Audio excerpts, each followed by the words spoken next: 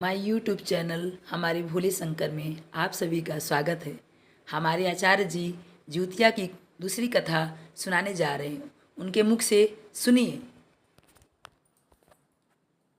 गौतमवाच श्रुत्वा व्रतप्रभावञ्च चिल्लीकाच्छिवा सखीं कथयामास तत्सर्वं तया च सुकृतं व्रतं वृक्षशाखं समारुह्य व्रतपरा चिल्लीषति तत्कोटरे स्थिता तत्र शिवा व्रतपरायणा कूतश्चित् खलु सा चिल्ली कथा श्रुत्वा द्विजोत्तमात्।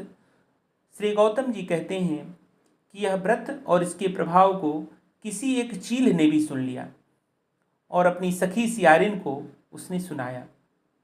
इसके बाद पीपल वृक्ष की शाखा पर बैठकर उस चील ने और उस वृक्ष के खोते में बैठकर सियारिन ने भी व्रत किया।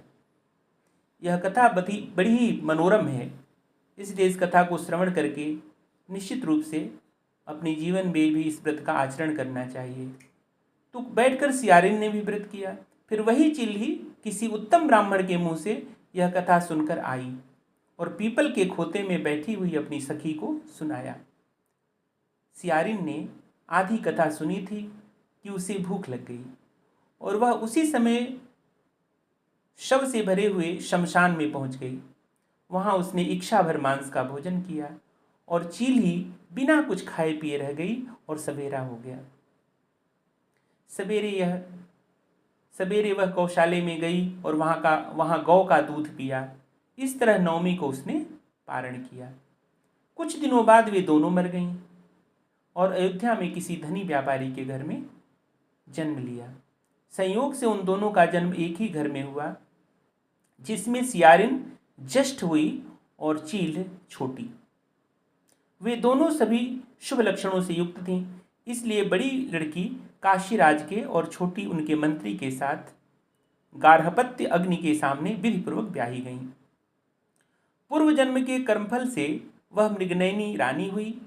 जिस किसी भी संतान को उत्पन्न करती वह मर जाती थी और पूर्व जन्म की बातों को स्मरण करने वाली मंत्री की पत्नी ने अष्ट वसुओं के सदृश तेजस्वी 8 बेटे उत्पन्न किए और सभी जीवित रह गए।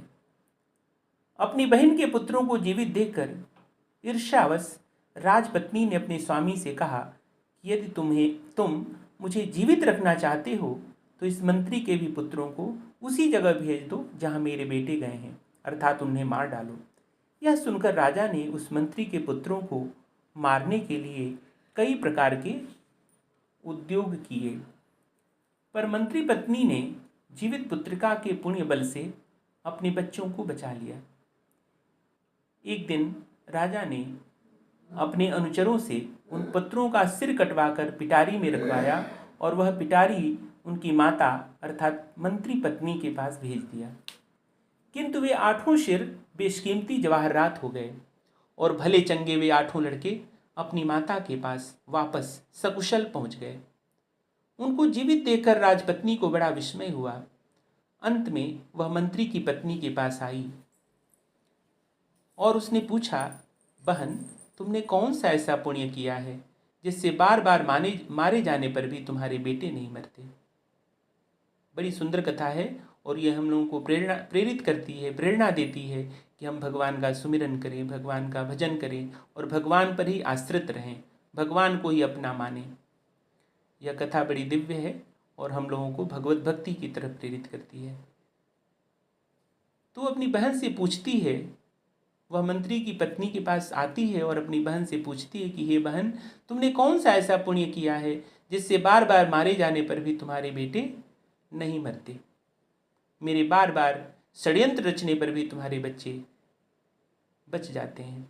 इस पर मंत्री की पत्नी कहती है, क्योंकि उसे पूर्व जन्म की अपनी कथा पता है, तो कहती है मंत्री की पत्नी कि पूर्व जन्म में चील थी और तुम सियारिन।